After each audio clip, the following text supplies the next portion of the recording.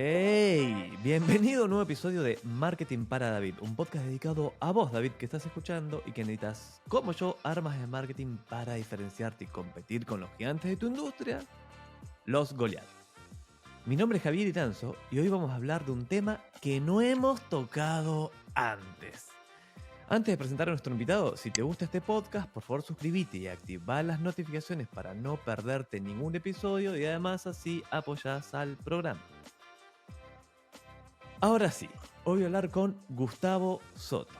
Escucha, David, Gustavo es un experto en interacción humano-computadora con un máster en ciencia en eso mismo en la University College London, Reino Unido. También tiene un máster en comunicación de la UDD, diplomados en ergonomía en UDC, marketing digital UDD y liderazgo, ¡cuántas siglas! Cuenta con especializaciones en Oxford University y MIT. Gustavo ha liderado proyectos de gestión de experiencia en bancas, seguros, minería y telecomunicaciones, generando ventajas competitivas desde el diseño de experiencia y productos digitales. Fue Head of Digital Growth en WOM Chile, Head of Product Design en Justo, Y Combinator 2020. También es profesor de posgrado en la Universidad de Chile y la Pontificia Universidad Católica de Chile, con más de 2 años de experiencia docente. Y como si eso fuese poco, acaba de lanzar un libro. Diseño artificial, disrupción de la inteligencia artificial en el diseño de experiencias y productos digitales. Bienvenido, Gustavo. ¿Te presenté bien? Sí, muchísimas gracias, Javier. Encantado de tener esta conversación. Y nada, como habrán escuchado, he invertido harto dinero en educarme, y por lo mismo también me gusta compartir el conocimiento y abrir la mente de otros. Así que encantado de tener esta conversa y nada, y veamos con qué nos encontramos. Dale, es que David tuve que resumir su bio y la resumí con ChatGPT porque había mucho más, pero hubiésemos estado 1 hora presentándolo. Creo que fue de las presentaciones más largas que hemos hecho en Marketing para David. Ahora, para romper el hielo, antes de meternos de lleno del tema, ¿algún dato freak tuyo? Dato freak. Me gusta mucho jugar. Trato de tener hartas vidas paralelas dentro de mi quehacer. Entonces me gusta mucho jugar FIFA en la consola. Me gustan mucho los videojuegos, pero también me gustan los juegos de mesa. Eh, y también tengo ahí alguna aptitud de pintura y trato de hacer algunos cuadros también que tengo en la casa. Entonces, lo hago todo más o menos, no tan bien, pero me gusta tratar de abrir mi espacio interior y explorar cosas. Claro. Y expandir la mente muy bien ahí. Ahora sí, vamos a lo que vinimos. Hablemos de cómo, y esta es mi primera pregunta, cómo la inteligencia artificial te puede ayudar a crear un producto ganador siendo David y no muy goleado. Buenísimo. Oye, y es importante esta primera pregunta porque cuando recién tuvimos nuestro primer acercamiento, cuando conversamos con Javier antes de grabar este episodio, claro, definimos bien cuál era la audiencia a la que le íbamos a hablar. Entonces, yo por lo general, desde la consultoría le hablaba mucho a los clientes, desde mi rol de profesor le hablo mucho a los alumnos, y desde hoy día, desde una startup, trato de hablarle a los diseñadores en un entorno como bien competitivo. Entonces, hablarle a David me parece interesante porque todo esto, la inteligencia artificial, todo lo que está pasando, el diseño, sobre todo los productos, suena complejo, ¿ok? Y es complejo. Y yo creo que hoy día la inteligencia artificial nos va a ayudar a aplanar un poco la cancha, a ponernos en un contexto donde un David va a poder de alguna manera sacar partido y no tener que contratar a una mega consultora en diseño, no tratar de tener al mejor diseñador, sino va a poder explorar, ¿no es cierto?, de alguna manera, como me gusta decir a mí, le va a poder sacar riesgos a sus decisiones. Al final, ¿por qué hacemos todas estas metodologías de diseño, producto? Porque le queremos sacar riesgos a las decisiones. ¿Riesgos de qué? De equivocarnos, ¿no es cierto? Oye, vamos a hacer esta funcionalidad que las personas quieren, vamos a hacer esta funcionalidad que nos va a dar dinero, vamos a hacer esta funcionalidad que nos va a permitir ser eficientes. Y en ese sentido, creo que la inteligencia nos da pista de poder ayudarnos a poder aplanar un poco esta cancha, hacerla un poco más pareja. David, Si te estás preguntando, bueno, pero acá esto es un podcast de marketing, ¿por qué están hablando por qué van a hablar de diseño de producto? Por lo siguiente, porque no es difícil ser un genio del marketing cuando el producto es bueno. Por lo tanto, ahora tenemos acceso a esta superinteligencia para que nuestro producto o servicio también, ¿cierto? Sí, de todas maneras. Pero, menos mal. Pueda competir realmente con los creados por los Goliath. Ahora, la pregunta que sigue es, ok, me interesa cómo se hace. Buenísimo. Mira, creo que solamente dar una explicación, un poco de contexto de los productos, porque como tú acabas de decir, un buen producto a veces como que no necesita mucho marketing, ¿no es cierto? Y ahí yo tengo una hipótesis donde yo creo que hoy en día, más que nunca, el marketing y los productos están cada vez más cerca. El marketing, el diseño y los productos. ¿A qué me refiero con esto? Que hoy día el marketing, claro, no solamente se trata de generar marketing de atracción, de hacer que lleguen nuevos usuarios, sino que hoy día, dependiendo de la madurez de los productos, ¿no es cierto? Cuando está entrando al mercado, cuando tiene una penetración o está creciendo, etcétera, obviamente el producto tiene distintos desafíos. Entonces, en un principio necesitamos atraer, pero desde el minuto que empezamos a tener una buena base, necesitamos empezar a retener. Y eso, la retención no se hace solamente con comunicación, la retención se hace con un buen producto, con un buen diseño, con una propuesta de valor que sea diferenciada del resto. Y es ahí donde yo creo que empiezan a aparecer estas pistas de dónde y cómo podemos aportar valor. Entonces, tomemos el ejemplo para David. David tiene una idea de negocio, o David está empezando con su desafío. Hoy día estas herramientas, por ejemplo, de hecho lo cito en mi libro, que aprovecho de mostrar acá, este es el borrador, que está lleno de papeles, y como si este es como el primer documento que me llegó y rayé entero. Una de las pistas que doy acá es, hay una serie de prompts, que son estas instrucciones que uno le puede dar a estas herramientas, como por ejemplo el ChatGPT, donde yo le puedo pedir, por ejemplo, oye, ayúdame, mira, tengo una idea, por ejemplo, de lanzar una aplicación financiera, ¿ya? Y lo que le puedo pedir al chat es que me haga la versión 4, porque he tenido varios comentarios que me dicen, oye, le pongo cosas al chat y no me arroja nada interesante. Entonces hay una diferencia importante entre las versiones de pago y las gratuitas, ¿okay?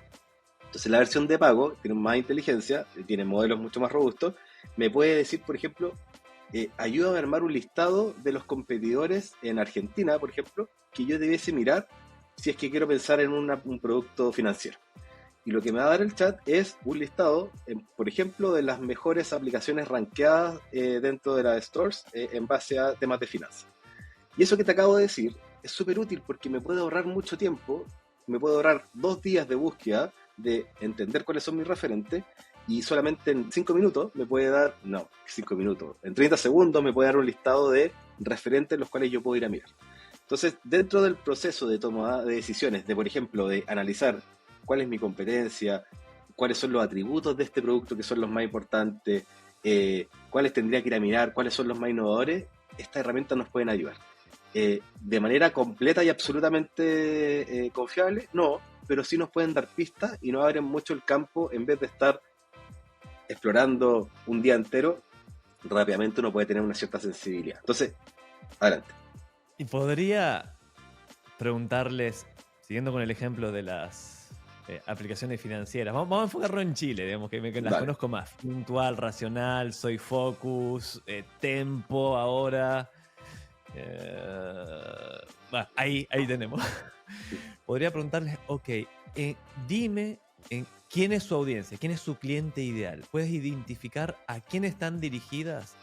Podría preguntarle eso y la inteligencia artificial me podría dar un segmento. Podrías, pero, siempre hay un pero acá, y de hecho lo destaco ahí al inicio del libro. La información que tienen estos modelos no está actualizada, ¿okay? No está 100% actualizada. Entonces yo sería muy cuidadoso en el poder descansar en que las respuestas que me dé sean las respuestas como más certeras. Lo que sí puedes hacer es explorar. Y de alguna manera, recuerdo también hay un ejemplo acá donde yo le pido, por ejemplo, que busque el TAM, que es el Total Address Market, es como el volumen total de posibles usuarios, ¿no es cierto?, de un país para ciertas ideas de negocio. Entonces, si bien, y acá hay varios como ojos hay que poner. Uno, la información no es 100% confiable, pero sí te da un ámbito y te da un campo de cosas que puedes explorar. Por ejemplo, yo le he pedido al chat que me diga, a ver, quiero que me digas, por ejemplo, cuáles son las posibles audiencias de un producto. Y después quiero que me digas, por ejemplo, cuál es el ingreso promedio que yo pudiese esperar de cierta audiencia. Y después quiero que me digas cuál es la propensión, por ejemplo, que pueda tener una persona o de este segmento a poder definir cuánto estaría dispuesto a pagar por un producto. Si bien yo no puedo descansar 100% en las respuestas, sí me puede dar ciertas luces de por dónde seguir explorando. Y lo segundo, Javier, que yo creo que es muy importante, y también lo abordo en el libro, tiene que ver con, yo soy muy cuidadoso hoy día de pasar la información al chat. Yo sé que quizás quizás el David lo puede ocupar en su favor, porque yo no sé cuántas personas de empresas grandes están usando estas tecnologías y estos modelos, y al ponerle información, estos modelos están alimentándose de ellos. Entonces, imaginémonos que hoy día, te da un ejemplo, alguien de IBM está usando esta herramienta para poder definir un producto. Esa información que está ingresando él, ¿la vamos a poder usar nosotros en nuestro beneficio para mejorar las respuestas que nos del modelo? No lo tengo claro, pero creo que hoy día, por un lado, hay que ser cuidadoso con los resultados que te da, pero también entender que este modelo va evolucionando en base a las preguntas que le van haciendo otras personas. Entonces, yo todavía creo que es un ámbito exploratorio, no confíen 100% en las respuestas, no descansen en su negocio en ello, pero sí sirve un ámbito para poder abrir la conversación y sacar más información.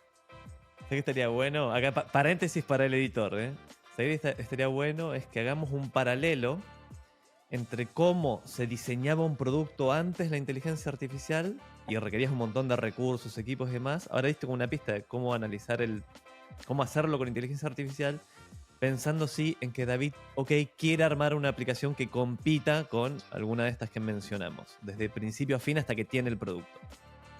¿Te parece? Hagamos ejercicio. Dale.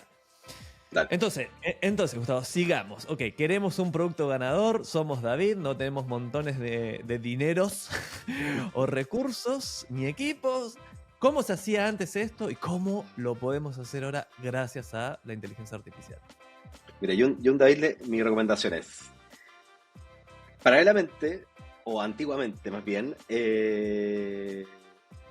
quiero ser súper riguroso porque todavía tiene mucho valor hacer estas investigaciones de diseño y de definición de productos. Si uno tiene el dinero, la verdad es que conviene, ¿no es cierto?, hacer estos ejercicios porque, como te digo, le sacan mayor riesgo. Creo que hoy día un David tiene la oportunidad de sacarle un poco más de riesgo, pero no todo. Ese es un poco el disclaimer. Dicho eso, antes lo que uno hacía era un proceso que incluso en organizaciones grandes puede tomar hasta 6 meses de definir, por ejemplo, un producto. Hacemos una etapa de investigación con usuarios, se describe un poco, ¿no es cierto?, todas las entrevistas con usuarios, se hace benchmark, se hace un montón de análisis, ¿no es cierto?, antes de, y después uno empieza de a poco a levantar esas necesidades de dolores a través de distintos workshops, a través de, perdón, la cantidad de neologismos, pero yo creo que la audiencia va a entender un poco. Hasta poder ya encontrarse, ¿no es cierto?, con la definición del producto, qué es lo que hace para los usuarios, cómo se ve, y después se termina construyendo. Es una organización grande, puede tomar hasta 6 meses. A mí me ha tocado participar en organizaciones de telecomunicaciones donde levantar un producto puede tener esa cadencia. Hoy día, para un David, es muy difícil tener 6 meses de dinero y 6 meses de, ¿no es cierto?, recursos para poder armar eso. ¿Cuál es mi hipótesis? Un poco lo que desafío también en el libro. Es que hoy día, en base a levantar información, que eso no lo podemos desconocer, no podemos dejar de levantar información. Es decir, si yo quiero hacer una aplicación financiera, sí o sí tengo que encontrarme con mi audiencia, sí o sí tengo que saber que lo que estoy tratando de proponer o alcanzar es que hay un espacio dentro del mercado donde mi propuesta de valor puede ser o diferencial, ¿no es cierto?, o generar algo que no existe, o ser algo tremendamente atractivo para algún tipo de audiencia. Con eso en la cabeza, yo puedo hacer algunas entrevistas, por ejemplo, con usuarios, y después, que yo lo estoy haciendo ahora en Mundo Startup, usar el mismo chat para poder encontrar patrones dentro de un montón de entrevistas o lo que yo le llamo como voz de los usuarios, ¿ok? Entonces tú como David podrías tener una serie de experimentos corriendo, con encuestas, tratando de sacar feedback, y estas herramientas te pueden ayudar a ser tu asesor en ir modelando esta información. Entonces, te doy un ejemplo. Nosotros una vez a la semana, yo tengo una especie de encuesta al final de cada vez que una persona hace un pedido justo, y hay un montón de información. Imagínate que a la semana tengo 5.000 respuestas o comentarios. yo le pido al chat que revise toda esa información y que me encuentre clusters de información y que me diga dónde están las cosas más importantes. Yo se lo pido así. Destácame por favor y en orden, lístame cuáles son los dolores más importantes y más urgentes y que más puedan impactar el negocio. Y el chat me entrega esta información. Y yo con esa información me doy vuelta, me hace sentido y la operativizo. Entonces ahí ya me estoy ahorrando por lo menos 3 o 4 días de un analista que antes lo hacía. Eso es una locura, porque esos son Eso es una locura. segundos versus días, y aparte estaba el bias de quién lo analizaba o este prejuicio. Así que Exacto. eso es. Ok, te ahorraste un puesto de trabajo ahí. O sea, hoy día la atención, más que un puesto de trabajo, es la atención es qué hago con ese tiempo libre. La gracia es que hoy día puedo, en vez de dedicarme 3 días a hacer esa investigación, puedo dedicarme los siguientes 3 días a analizar los datos y ver si es que esa hipótesis es correcta o no. Y eso tiene tremendo valor, porque al final estáis optimizando, no solamente está optimizando o siendo más eficiente, sino que está siendo más eficaz. Y ese paradigma yo creo que es el más importante. Sigamos una segunda etapa, por ejemplo, Javier. Antes, una etapa de diseño, donde yo, por ejemplo, paso desde las primeras paquetas en papel, incluso de un prototipo, hasta que el prototipo esté funcional y lo puedo testear con usuario, lo puedo hacer en una web. Hoy día existen unas herramientas, por ejemplo, que te permiten autogenerar interfaz. Y eso es tremendamente disruptivo, porque de hecho una de las hipótesis que yo propongo en el libro también es que algunos roles van a tender a desaparecer dentro del mundo del diseño. Y uno tiene que ver con los Karman UI. ¿Por qué? No sé si hay un concepto que manejan acá, pero se llama el de sistema de diseño o UI Kit. No. Tienes que explicarlo, pero Dale. Antes de meternos en qué es UI, qué es el UI Kit, que va a ser un kit de UI probablemente, contá qué aplicación te está permitiendo armar esas maquetas que vos podés probar con un usuario antes de construirla completamente. Hoy día la primera que tengo en la cabeza se llama Galileo. Después podemos poner un listado de distintas herramientas. De hecho, una de las cosas que no quise hacer, pero hice igual, fue poner un listado de la herramienta en el libro, porque sé que si tomas este libro en 6 meses más van a estar todas obsoletas y quizás las URLs ni siquiera van a existir. Pero hoy día, Galileo, por ejemplo, te permite, al igual que un Midjourney, por ejemplo, decirle, quiero armar una página de login para una aplicación financiera. Y lo construye. ¿Okay? Ahora bien, si tú en una empresa grande o incluso pequeña tienes un UI Kit que básicamente es una caja de Lego donde están todos tus componentes, están tus botones, están tus labels, están todo ordenado y esa es tu caja de Lego y no hay otra. Si tú juntas esos dos elementos de tener una muy buena caja de Lego ordenada y un elemento generativo como Galileo, tú le puedes decir, quiero que me armes un proceso de onboarding donde las personas sean capaces de loguearse, poner sus datos y agregar su tarjeta, y esto lo va a generar automáticamente. Pero para. Se demora semanas en hacer eso, ¿no? O sea, en el mundo real, claro, sí. Depende de la cadencia, depende de la velocidad de los procesos, pero por lo general, por ejemplo, pensemos en un escenario común, donde muchas empresas están trabajando en agilidad en Scrum y los sprints duran 2 semanas. Entonces, por lo general, te puede tomar mínimo 2 semanas que un equipo completo arme, por ejemplo, y sobre todo trabajamos, perdón la complejidad, pero trabajamos con esto que se llama Dual Track, que es que UX va como un sprint atrasado. Entonces, UX, mientras algo se está desarrollando, viene como 1 semana, 2 semanas antes preparando lo que se va a desarrollar. Entonces, imaginémonos que... UI es User Interface, o sea, lo que el usuario ve, y UX es el User Experience, es lo que efectivamente el usuario lo va probando y vos vas midiendo si entiende dónde están los botones, si no se frustra y abandona, ¿correcto? Correcto. Pero hay varias desviaciones del mercado donde esos roles a veces están juntos, a veces están separados, a veces hay más. Pero hagamos esa definición de que es desde que yo defino qué hace la pantalla, qué es lo que tiene que hacer para el usuario, hasta que construyo la pantalla. Y lo primero sería más UX y lo segundo sería más UI. Entonces, el grado de eficiencia que hoy día comparemos a 2 semanas de sprint versus, no sé, 2 minutos que se demore el proceso en pasártelo. Y la gracia es que, sobre todo cuando uno diseña, por ejemplo, una página de login, una página de perfil, no hay tanto espacio de diferenciación. O sea, lo importante es que la gente lo entienda y lo pueda usar. No te importa tanto que sea tan disruptivo, precioso, ni que... Ahí no está tu propuesta de valor. Entonces, cuando uno se empieza a encontrar que en un sistema hay un montón de pantallas o flujos que se pueden operativizar con esta inteligencia, creo que eso también es una disrupción importante. Entonces hoy día, si tú quieres armar una aplicación, quizá el chat te puede ayudar en un principio a sacarle riesgo, definir para quién es, qué es lo que tiene que hacer, y después esta herramienta te permite construir rápidamente el cómo se ve, y después incluso hay herramientas que puedes tú, por ejemplo, pasar test a los usuarios, decirle, mandar un link y decirle, oye, ¿dónde harías tú clic para cambiar, por ejemplo, tu foto de perfil? Y la persona hace clic en su computador y toda esa información después tú la puedes procesar y poder viendo si es que efectivamente se entiende o no. Dale, Jaime. Solo para aclarar, cada vez que decís lo mandás al chat o usás el chat, estás hablando de chat GPT, ¿correcto? Sí, pero también apelando a la obsolescencia de esta... no sé, si alguien nos está escuchando en el 2023 o en el 2054, creo que esto puede ser muy diferente. Pero hoy día, claro, el chat GPT para mí es como, a pesar de que salió lo de Google, ¿no es cierto? Y a pesar de que salió una serie de herramientas, el que de alguna manera sigue siendo un poquito más confiable porque creo que la calidad de las respuestas que está dando hoy día, a mí, al menos como profesional y como experto en el área, me dejan mucho más tranquilo en base a cómo a las dimensiones que utiliza para darte la respuesta. Creo que son respuestas bien complejas. O sea, yo he estado trabajando incluso, como te decía antes, en poder hacer un análisis semántico de comentarios y poder tomar decisiones de cómo priorizar ciertos elementos de un backlog, por ejemplo. Y no sé si a otra herramienta le pasaría hoy día o descansaría en poder hacer ese ejercicio. Fantástico. Sigamos. ¿Cómo sigo con el diseño de mi producto ganador? Ok.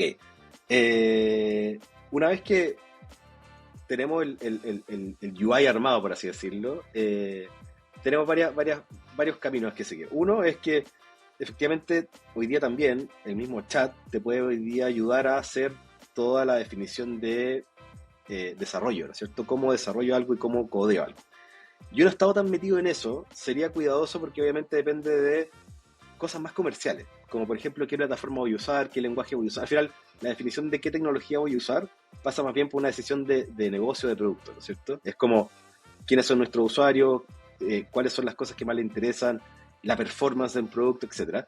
Pero imaginémonos que tenemos alguien que te pueda ayudar a desarrollar esto, tú ya haciendo el traspaso de esta interfaz, un desarrollador debiese ser capaz de rápidamente construir esto y de alguna manera seguir adelante. Dale. Pará. Tengo una alternativa a, ok, David, no, si estás diciendo está bien, no tengo un desarrollador, no conozco ninguno y los que los conozco no los confío, son todos chantas. Esa es parte de mi experiencia. No todos. Podés usar aplicaciones, ya hay aplicaciones que hace rato que generan apps, digamos, básicamente como armarías un sitio en Weebly o en Wix, que es tenés todos estos elementos del Lego usando la misma analogía y podés construir una aplicación. Entonces vos ya sabrías qué problema vas a resolver, ya tendrías un poco el diseño de cómo sería tu onboarding o cómo sería tu producto en sí, y ahora tenés estas aplicaciones con las que efectivamente la podés armar y publicar en el App Store y en el Google Play. Exacto. Sí, o sea, adelantándonos a ese sentido, sí. Yo sería cuidadoso nomás con el hecho de que, sobre todo para David, pensando en que a veces no basta solamente con la aplicación. Yo creo que desde el desarrollo en adelante empieza toda la etapa como de go to market, ¿no es cierto? Cómo yo presento, porque al final uno cuando termina haciendo una aplicación y define qué es lo que va a terminar haciendo, al hacerlo estás definiendo para quién es y quién es el primero que lo va a probar, ¿cierto? Y creo que ahí empieza una mirada mucho más estratégica. No sé si estas herramientas te pueden ayudar tanto, porque al final ahí llega un punto de inflexión. Creo que estas herramientas te pueden entregar datos e información, pero no te van a ayudar a, de alguna manera, definir tu estrategia de negocio. Momento, pero si estamos con la analogía de la aplicación financiera que va a competir en Chile y ya analizamos cuáles son los competidores y le digo, hey, ChatGPT, porque ChatGPT tiene información hasta finales del 2021, así que es válido, todas estas aplicaciones salieron antes, o varias de ellas. Vamos a decir, ¿cuáles fueron las estrategias go-to-market, que lo que es decir, esa estrategia para ir al mercado por primera vez, de mis competidores? Y vos perfectamente podrías... Primero, te va a dar la respuesta y si sí, decías, ok, mira, esta me gusta, esta no. No sé, yo sé que la de Fintual fue porque lo contó Agustín Foyajaque, uno de sus fundadores, en este podcast, como al principio, diciendo, empezamos a crear contenido, nosotros los fundadores como locos, empezamos a publicar, y ahí cuando tuvimos ya el MVP, que ni siquiera estaba programado, no había nada detrás, también lo confiesan en el episodio, tuvimos estos primeros usuarios que empezaron a usarla gracias al contenido que nosotros hemos hecho, explicando por qué era necesario tener algo como Fintual en el mercado, que no auspicia este programa por ahora. Entonces, ¿crees que eso es viable hacer con la inteligencia artificial? De todas maneras, o sea, sobre todo la inteligencia artificial hoy día te puede permitir, más allá de que te ayuda a construir, te puede permitir iterar mucho, sobre todo como distintos ejes incluso del lenguaje. Escuchaba atentamente, yo tengo otra hipótesis de por qué funciona Fintual, pero lo dejaremos para otro, una hipótesis un poquito más académica, lo dejaremos para otro episodio. Pero básicamente hoy día hay dos complejidades. Uno es entender que los mercados se mueven muy rápidos. ¿Okay? Entonces, tener una información obsoleta hace un par de años, quizás lo que te pueda decir de go-to-market no va a estar al día. ¿Okay? Hay un modelo, también es medio académico, pero se llama el modelo Kano, si lo quieren buscar es como K-A-N-O, que lo que explica es que las funcionalidades de los distintos productos van evolucionando súper rápido en el tiempo. Entonces, por ejemplo, el Face ID en una app bancaria hace 5 años era como una mega innovación. Hoy día, si no tienes Face ID, los usuarios dicen, no me acuerdo mi clave, me alata, la desinstalo. Entonces, las funcionalidades, de alguna manera, lo que explica el modelo es que van pasando desde algo que sirve para deleitar hacia algo higiénico. ¿Okay? Y eso es súper importante en un go-to-market, porque creo que ahí es donde sí estas herramientas pegan un poco de no tener esa información. Hay que saber un poco más del mercado. Yo creo que estas herramientas te sirven mucho para fijar el ámbito en el cual uno se va a mover, cuáles son las posibles funcionalidades, etcétera, pero no te da una realidad en la cual yo pueda descansar. Quiero ser súper como riguroso en eso porque no quiero que David salga de este podcast así como, oye, me dijeron que esto era como infalible. No infalible, pero sí te puede ayudar mucho. ¿Ayudar a qué? A ver cuáles son como las dimensiones, por ejemplo, para un go-to-market. A entender cómo yo, bajo qué dimensiones podría definir la audiencia. ¿Cuáles serían oportunidades, por ejemplo? Yo le podría preguntar lo he hecho, a chat.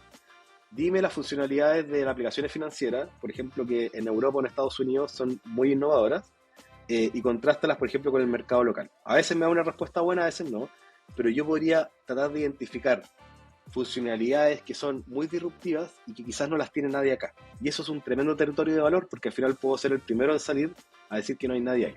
Entonces, cuando Fintual hace esto de salir al mercado, lo que hace es simplificar el lenguaje, hacer que los usuarios no tengan que elegir nada, y esa propuesta de valor no la tenía nadie acá. Ahora empezaron a salir de a poco. Dale.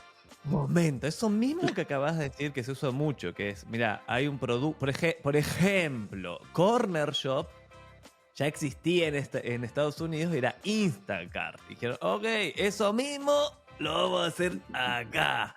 No sé, está lleno de proyectos exitosos en Latinoamérica que fueron un clon de algo que andaba muy bien en otro mercado más avanzado. Eso mismo se lo podrías preguntar a ChatGPT. Dame ideas de productos o servicios que tengan ciertas características y sean ganados, que estén en Estados Unidos o en China, Europa, pero no estén en Latinoamérica. De todas maneras, absolutamente. Y de hecho, no solo eso, sino que le podéis preguntar el por qué. De hecho, por ejemplo, esto es ojalá escuché a alguien esto en 1 año, 2 años más y vea si se cumple mi profecía, pero hay varios mercados o varios rubros que van a lograr cierta disrupción con el mismo modelo Fintual, por ejemplo, que tiene que ver con simplificar el lenguaje y la capacidad con que los usuarios toman decisiones. En el mundo de los seguros creo que se viene súper fuerte.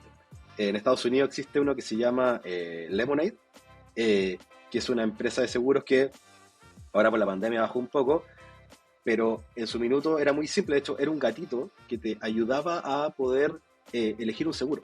No solo eso, el gatito, por ejemplo, cuando uno contrataba el seguro, te decía, si es que el día de mañana algo te llega a pasar, y ojalá no te pase, esto es lo que tú tienes que hacer. Y te explicaba así, pero con una pizarra de bonito, cuál es como el futuro del seguro que te iba a pasar. Y eso me parece una tremenda disrupción en términos del lenguaje y en términos de esas capacidades. Entonces, creo que se viene mucho eso. Y para ello, que tiene que ver con cómo simplificamos el lenguaje, cómo hacemos productos, servicios más humanos que hablen en simple, esta herramienta te sirve un montón.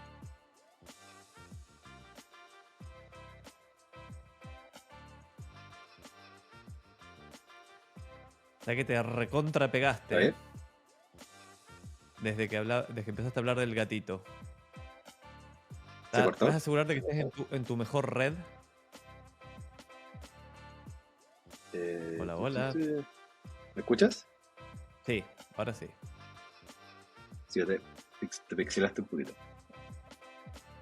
No te dejé de ver. Ok, no importa. Lo que pasa es que yo no escuché nada. Hablaste del gatito y ahí lo perdí. Igual esa información quedó grabada, pues se graba localmente.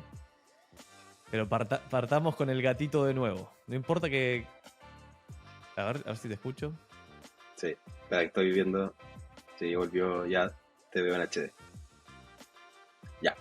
Entonces, existe esta aseguradora, ¿no es cierto?, que se llama Lemonade en Estados Unidos, que tiene incluso un gatito como, por así decirlo, como la persona que te guía dentro del proceso.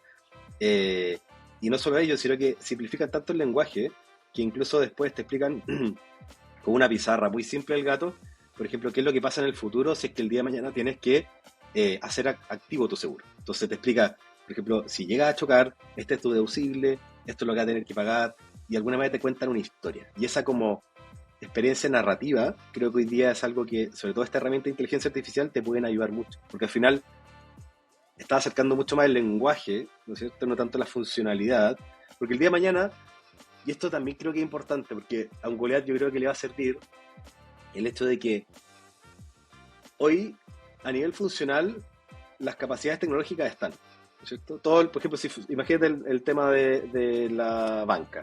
Todos podemos hacer transferencias, todos podemos hacer un reverso, todos podemos pedir plata, cobrar, etcétera.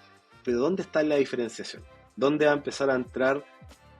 Algunos creen que solamente es con promociones, ¿no es cierto? Pero yo creo que, al igual que Finto, al igual que Lemonade, como este ejemplo, hay un tema en el lenguaje, ¿no es cierto? Cómo hacemos productos que sean fáciles de entender, simples. Y ahí también viene un poco este llamado de atención de cómo buscamos esos espacios de diferenciación. Los productos ganadores tienen que ver con cuando acercamos estas necesidades del usuario de manera simple, de manera muy narrativa, y creo que en ese mundo estas herramientas pueden ser muy útiles. ¿Algo más, Gustavo, para agregar sobre cómo la inteligencia artificial, ya medio que repasamos todo, pero Sí. cómo la inteligencia artificial te ayuda a crear productos ganadores sin tener que ser un Goliath, siendo un David, pero bien equipado? Déjame revisar si en el libro puedo encontrar algo.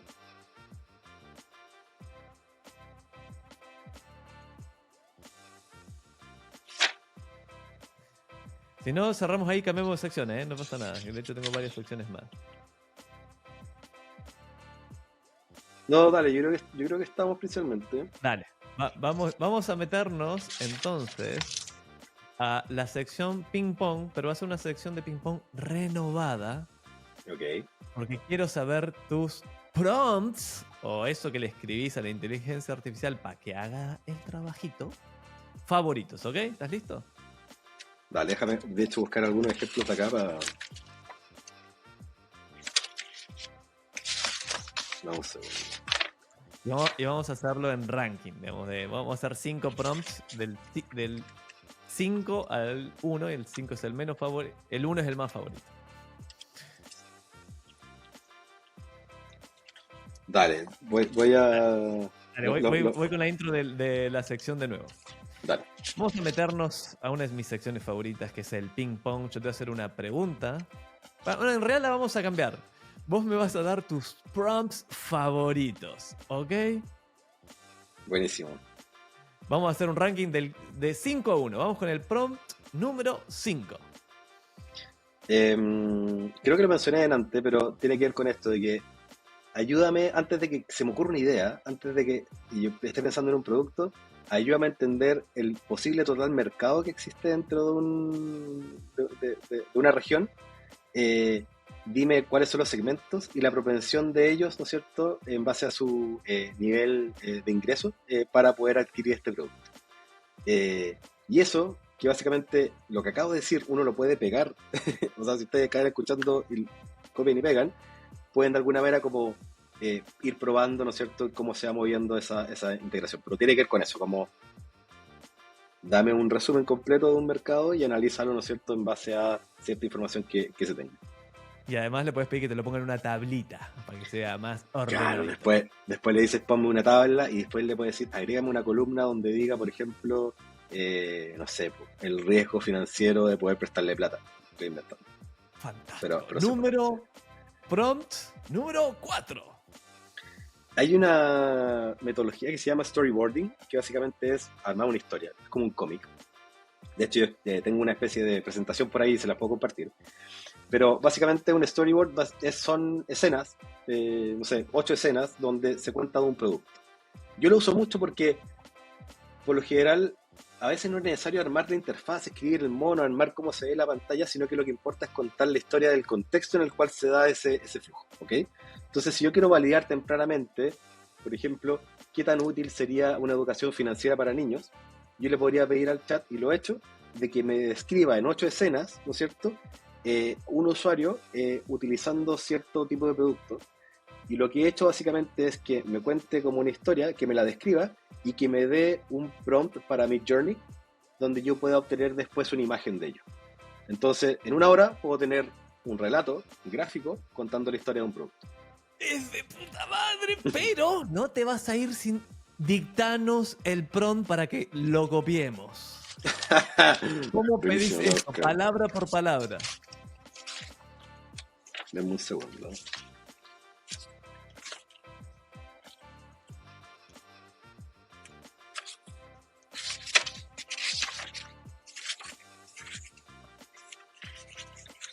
Como eran, tienen muchas páginas.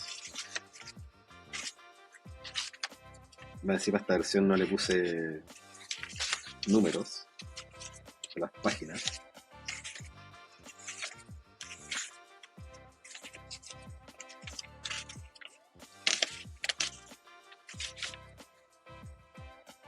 Ya va.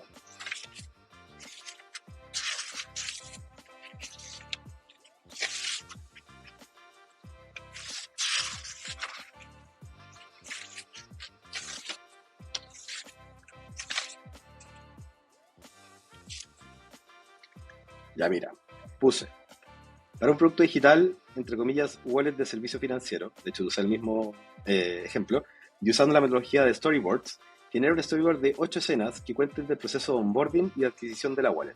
En cada escena describe el personaje, su acción, lo que logra y lo que moviliza al avanzar. Añade al final un prompt para búsqueda en la aplicación Midjourney, de donde pueda obtener una imagen. Entonces la respuesta básicamente me escribe la escena, el personaje, la acción, incluso el logro y la motivación que tiene esa persona en cada una de las escenas, por así decirlo. Número 3.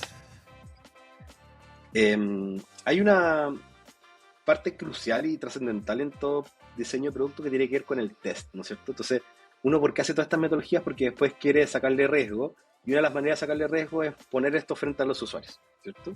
Entonces, cuando yo armo una aplicación, la tengo en un prototipo, tengo algo armado, lo primero que tengo que hacer antes de correr a desarrollar es testearlo. ¿Para qué? Para ver si estoy haciendo las cosas bien, para que algo que, de hecho hay un modelo que describe que hacerlo en esta etapa cuesta un X y hacerlo cuando ya está desarrollado cuesta 30 veces más, ¿ok? Y para ello entonces lo que se hace es un test. Cuando uno testea con usuarios, a veces como que no basta como mandárselo a la mamá, porque siempre te va a decir que está todo lindo, sino que lo que uno tiene que hacer es estructuradamente acercarse a las personas. Y para ello necesita algo que se llama un script de testeo. Como yo sé que David, esto puede ser medio nuevo y medio raro que lo esté explicando, uno le puede pedir al chat que te arme un script para poder testear. ¿Cómo se hace eso? Básicamente, uno le pide que definas, uno le propone desafíos a los usuarios. Por ejemplo, Javier, yo te puedo decir, imagínate que vamos a un edificio donde nunca has estado. El primer desafío es que encuentres la oficina 201B, ¿ok? Y el chat lo que te va a decir es, ok Javier, lo que tienes que hacer es encontrar la oficina 201B, para lo cual tú puedes hacer varias cosas, ir por la escalera, subir el ascensor, trepar por el edificio, lo que sea, y ahí lo importante es que vamos a medir si es que llegas y cuánto te costó. ¿ok? Todo eso que estoy describiendo, para que ustedes después puedan estar seguros de que efectivamente la oficina se puede encontrar, ya sea porque puse una señalética, porque estaba puesto fuera de la puerta, el 201B, etcétera. Entonces, todo eso que es la UI, por así decirlo, la UI que es la escalera, la UI es la puerta, el logo, yo le puedo decir al chat que me arme un script para poder medir, ¿no es cierto? Y poder hacer este test con Javier para ver si es capaz de llegar a la oficina. ¿Okay? Todo esto que puedo explicar lo pueden buscar después. Si ustedes buscan test con usuarios o user testing, van a encontrar estas lógicas. Lo que quiero decir es que una de las partes difíciles es que nadie sabe cómo armar bien un buen script. Y este chat te puede ayudar a armar ese script de manera un poco más simple o de alguna manera te puede ayudar a reducir esa brecha de no saber nada a tener un artefacto que te permita testear. ¿Okay? Prompt, o sea, ranking o puesto número 2. Hay uno que me gusta mucho que tiene que ver con... Hay un concepto que yo creo que es crucial. Aquí sí que voy a decir crucial 7 veces porque creo que ha cambiado la manera en que la gente desarrolla productos en los últimos años, que tiene que ver con un concepto que se llama los jobs to be done. ¿Okay? ¿Qué se refiere a eso? Imagínense, son tareas por hacer. Lo explico muy brevemente, pero jobs to be done es básicamente qué es lo que finalmente quiere el usuario lograr hacer y que está dispuesto a pagar y por qué termina usando un producto. Me encanta este ejemplo y lo voy a decir. Voy a tratar de parafrasearla, que me encanta el concepto. La diferencia de la percepción del que crea el producto, digamos, voy a usar este producto para que vos, no sé, me acuerdo del ejemplo que da uno de los que inventó la metodología, es este milkshake o esta bebida que compran en McDonald's y que lo hace y dice, que se nutra, que coma. Bueno, en McDonald's no se nutriría mucho, pero que se alimente sería. No. Eso es lo que vos creías, pero en realidad tenés que descubrir, tenés que pensar que la persona va a contratar a ese producto, el milkshake en este caso, para hacer un trabajo. Y por ahí ese trabajo no era alimentarse. El trabajo era muy diferente a lo que vos habías pensado. Y descubrir cuál es el trabajo para el cual esa persona contrató el producto te abre un montón de posibilidades para hacer crecer ese mercado. ¿Sí? De todas maneras, exactamente. Y ahí tengo que decirte cuál es mi ejemplo favorito, porque mi hijo Santiago, que tiene un año, un poquito más, se acostumbró a dormir con ruido blanco, que es este ruido como de las secadoras, de la campana de la cocina, etc. Y yo tenía varias opciones para cumplir ese yo. Podría, por ejemplo, desinstalar todos los días la campana de mi cocina y llevarla a la pieza para que duerman. No es muy eficiente. Podría comprarme un aparato chino en AliExpress para poder poner ruido blanco. O poder contratar Spotify Premium porque tiene un listado de ruido blanco donde yo puedo poner esa canción que se repita, etc. Pero ¿por qué Spotify Premium? Porque si pongo el gratis, puede que salte, ¿no es cierto?, cierto comercial o cierta publicidad entre medio. Entonces, Spotify hoy día yo lo estoy comprando porque cumple el job de poder hacer dormir a mi hijo tranquilo, de que no se despierte y de manera continua, ¿no es cierto? Entonces, Spotify dice, wow, somos el soundtrack de la vida. Y para mí no. Para mí, el job to be done que está cumpliendo es que puede hacer dormir tranquilo a mi hijo y yo puedo estar tranquilo con ellos. Entonces, eso es lo que está detrás. Dicho eso,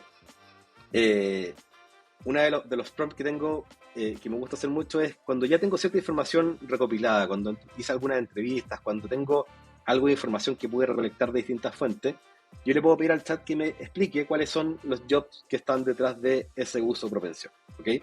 Y eso me parece muy interesante porque al final no es una descripción de necesidades, sino que una descripción de espacios de oportunidad. Y esa diferencia creo que es crucial, porque ahí es donde realmente hay valor y uno puede se le pueden abrir los ojitos. Dale, Jair, tal como se te abrieron. Sí, no, yo estoy vuelto loco. Si David está diciendo, me encantó ese concepto, ya lo había escuchado del Jobs to be done, nunca lo había podido aplicar muy bien, pero entiendo de qué va. Por favor, Gustavo, dame el prompt. Buenísimo. Importante, voy a hacer el disclaimer mientras lo busco. Uno no puede descansar ciegamente, ¿no es cierto?, en lo que te entrega, sino más bien van a ser pistas, van a ser hipótesis, van a ser elementos que te van a permitir a ti construir, ¿no es cierto?, esto de acá. Sí, De Em, acuerdo, pero no, una de las grandes cosas de la inteligencia artificial, uno entiende que, mira, no te hace la pega 100% en algunas cosas, en otras sí, es no partís con la hoja en blanco, rompiste la inercia es copiando y pegando el prompt que nos va a dar Gustavo ahora. Buenísimo. Mira, este ejemplo era para. Me encanta este ejemplo también. Es cuando una persona tiene necesidad de tener efectivo, de dinero efectivo en la casa. Estás en tu casa y necesitas dinero. ¿Para qué?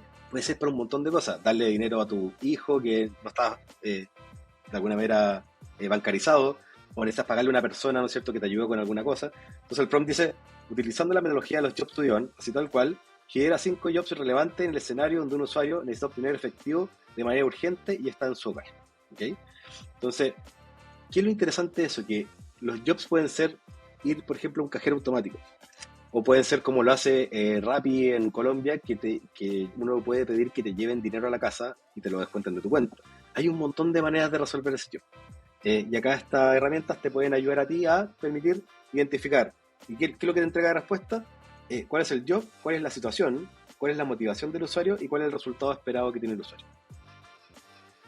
Hermoso. Número uno, tu prompt favorito. Mi primer favorito es una integración. Que de hecho, justo te contaba hace un rato que nosotros tenemos una serie de feedback que recolectamos día a día. Hay una vuelta un poco compleja, pero hay un Typeform, que es una herramienta que se conecta con Google y después me deja toda la información ahí. Y yo lo que tengo es la integración de la API de ChatGPT instalada en Google, ¿ok? En Google Sheets. Entonces lo que hace es que hay una tablita, o sea, perdón, hay una celda en la cual yo tengo integrado un prompt que dice analiza, ordena y cuantifica todos los días, ¿no es cierto?, cuáles son los principales problemas. Y una vez que esto está listo, una vez al día me reporta, ¿no es cierto?, cuáles son como las urgencias que hubo el día anterior. Entonces, la tabla todos los días se va generando nuevas filas hacia abajo, y la instrucción que tiene este prompt es analizar, así tal cual, analiza, prioriza y ordena cuáles son los principales motivos de detracción o problemas, ¿no es cierto?, detectados acá en estas celdas automáticas. Y de alguna manera lo que tengo es un listado que básicamente son 3 o 4 cosas de urgencias que son cosas que están pasando entre ayer hoy día y que yo las puedo atacar todos los días en la mañana. Y ese dinamismo de entender algo que está pasando actualmente con... Yo ni siquiera tengo que mirar los resultados, solamente veo la celda que tiene, no sé, 3 frases, es la que yo me llevo en la mañana para poder atacar. Excelente. Vamos a meternos por un segundo al lado oscuro del uso de estas herramientas cuando las cosas salen mal, los famosos fuck ups. Esto es bastante reciente, así que no sé si hay muchos fuck ups para contar, pero ¿qué puede salir mal? Wow, puede salir mal muchas cosas. De un lado, a ver, también lo abordo en el libro, sobre todo una parte que hablamos sobre la parte más ética y como de cuidados, ¿no es cierto? Hay un ejemplo que yo creo que es súper trascendente, donde hay que ser muy consciente de los sesgos, ¿ok? Los modelos son tan inteligentes como las personas que los armaron. Y los modelos, como fueron creados por humanos, tienen sesgos humanos. El típico ejemplo es que en una empresa, si uno, por ejemplo, descansa en pasarle a esta herramienta un proceso de selección de personas, así estoy buscando una persona y quiero encontrarla, es muy probable que, por ejemplo, estos modelos miren a las personas que hoy día son exitosas dentro de la organización y diga, oye, voy a buscar, por ejemplo, hombres blancos de tal edad que hayan estudiado en tales colegios o en tal universidad, y al final ese sesgo que hoy día lo tenemos muchas personas, o lo podemos tener, se mantiene y se sostiene en el tiempo. Entonces, es súper importante entender los sesgos, que pueden ser sesgos de discriminación, que pueden ser raciales, pueden ser de un montón de cosas. Entonces, lo primero que tenemos que ser es consciente de que la información que nos está entregando puede tener ese sesgo. Es súper importante, sobre todo en un día, en un Chile sobre todo, y acá localmente, revolucionado después de un estallido social que nos dejó muchas deudas en base a cómo nos comunicamos, al cómo establecemos, ¿no es cierto?, como la relación con las personas, pero también en un mundo que hoy día está mucho más consciente de, no sé, pues, elementos trascendentes como el machismo, etcétera. Creo que hoy día descansar ciegamente en que la respuesta no tiene sesgo me parece un tremendo error. Eso sería como lo primero. Y lo segundo tiene que ver con el uso de esta herramienta. Algo que yo siempre digo es, que lo mencionamos hace un rato, pero si yo estoy haciendo una investigación de un producto, en esta herramienta y empiezo a trabajar y armo todo mi plan de estratégico, etcétera, nada, hoy día creo que está GPT sacó hace un tiempo algo que empieza como a limitar esto, pero no sé si en toda la herramienta, donde ¿qué pasa con esa información? Si yo, por ejemplo, estoy entregando información, ¿eso lo puede usar otra persona? ¿Va a servir inmediatamente, le va a responder algo que está alimentando yo mismo? Entonces, de alguna manera, como que la privacidad de los datos y la privacidad de la información tiende a entrar en un terreno un poco nebuloso. Entonces, si están armando algo, o sea, yo creo que las empresas más grandes deben tener prohibido usar este tipo de herramientas por lo mismo, porque entregan mucha información y entregan como, de alguna manera, no sé, parte importante, ¿no es cierto?, de su core. Y por último, Javier, apelando a lo primero que me acordé ahora, creo que, de hecho, hay un experimento que también presento en el libro, donde si ustedes van a Midjourney y ponen, por ejemplo, genérame una imagen de una persona en la cárcel,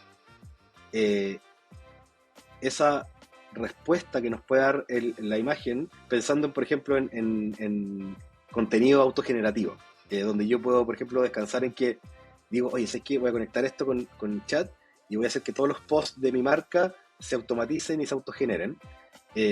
Si no hay un ojo como de una persona mirando esto, se pueden esos sesgos también hacer evidentes, ¿sí? Entonces, cuando yo les digo ese ejemplo, piensa una persona en una cárcel, uno al tiro puede pensar qué persona va a salir, cómo está vestida, de qué origen racial tiene, qué sexo tiene.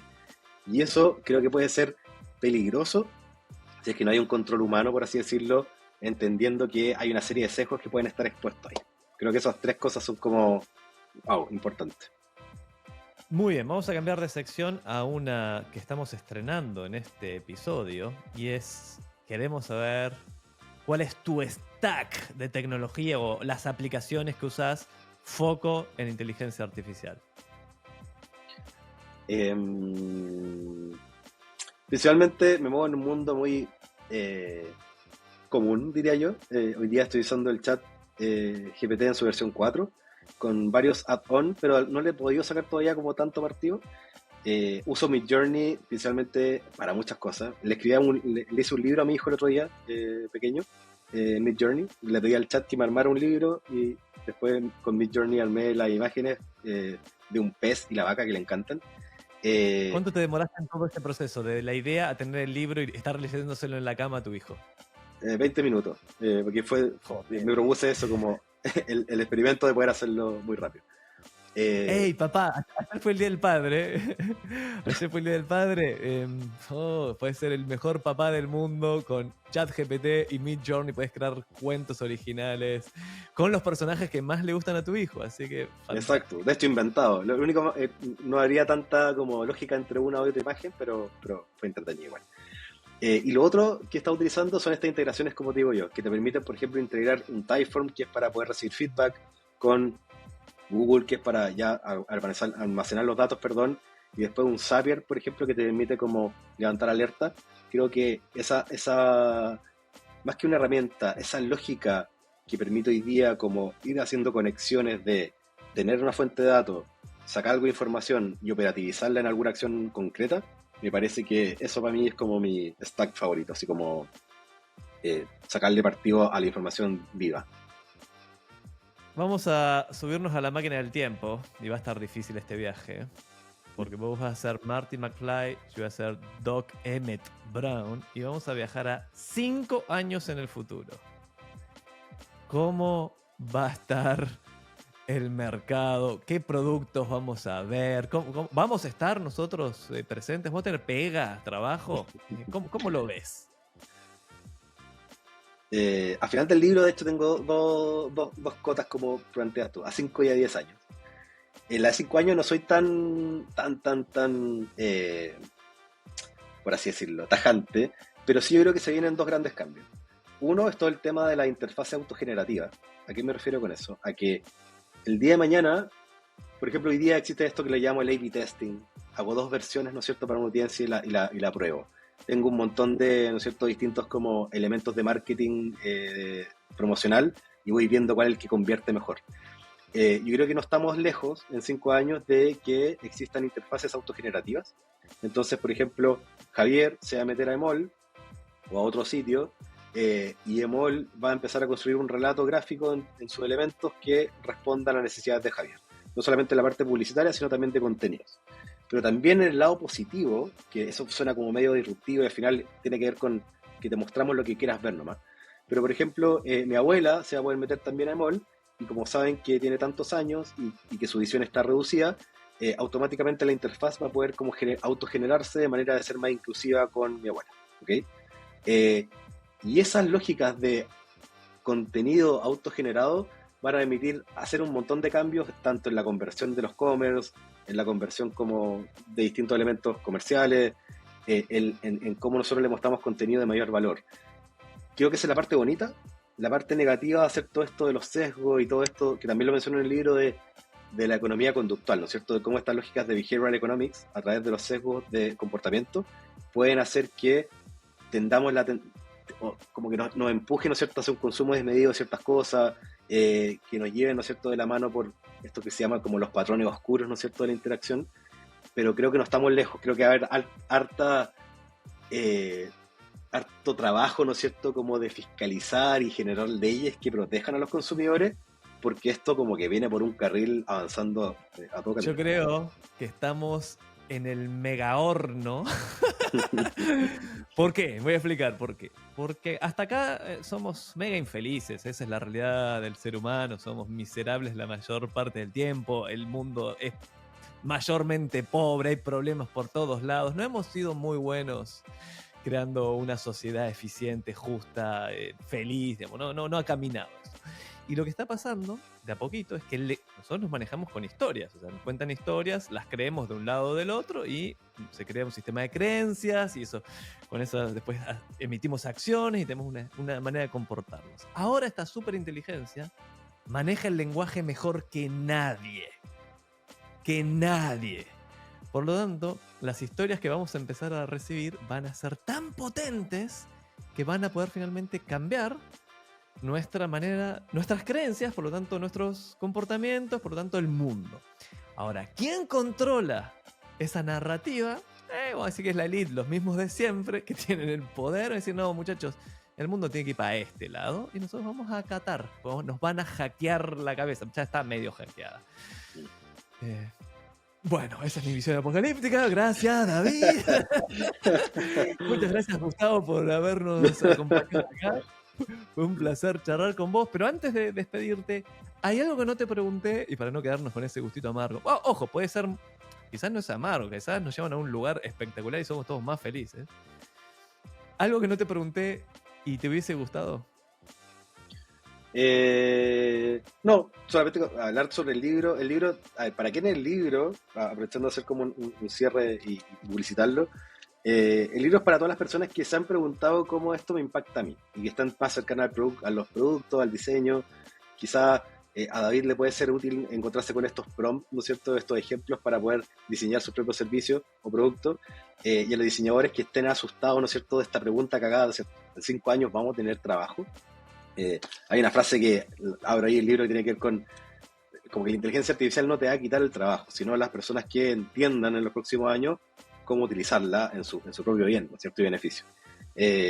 Así que eso, el libro está en Amazon, lo pueden encontrar en su versión digital, en su versión en papel como paperback y en su versión como más premium. Está a un precio súper accesible. La verdad es que por ningún lado me voy a hacer millonario con esto, sino más bien la idea es como poder compartir y pagar los costos, ¿no es cierto?, de haber lanzado esta idea. Repetí el nombre del libro, por favor. Se llama Diseño Artificial, Disrupción de la Inteligencia Artificial en el Diseño de Experiencias y Productos Digitales. Esta no es la portada final, esta es la portada como beta, que esto fue un experimento también. Se lo puse en producción, lo compraron algunos y ahora cambié la portada porque los que tienen la versión inicial accedieron como al MVP, por así decirlo, al mínimo producto viable del libro. Así que lo pueden encontrar en Amazon, búsquenlo como Diseño Artificial o con mi nombre también. Ahora sí, llegó el momento de despedirnos. Gracias por habernos acompañado hasta acá, David. Gracias por escuchar Marketing para David, no Goliath. De este lado del micrófono te habla Javier Iranzo y del otro está Delphi Suane y Salva Luca en la producción y Fede Ferreira en la edición. Puedes escribirme con consultas o comentarios sobre este episodio a mi mail, javier@iranzo.com, y en mis redes sociales con el mismo nombre, de preferencia LinkedIn. No olvides suscribirte al programa o en Spotify, donde sea que nos estés escuchando, y activar las notificaciones para no perderte ningún episodio. Nos escuchamos en el próximo, o sea, la próxima semana. Esto se publica todas las semanas, todos los domingos a las 9 de la mañana. Y, ¿sabes, Gustavo, qué le dijeron a David minutos antes de meterle un piedrazo a Goliat? Ni idea. Ponele onda.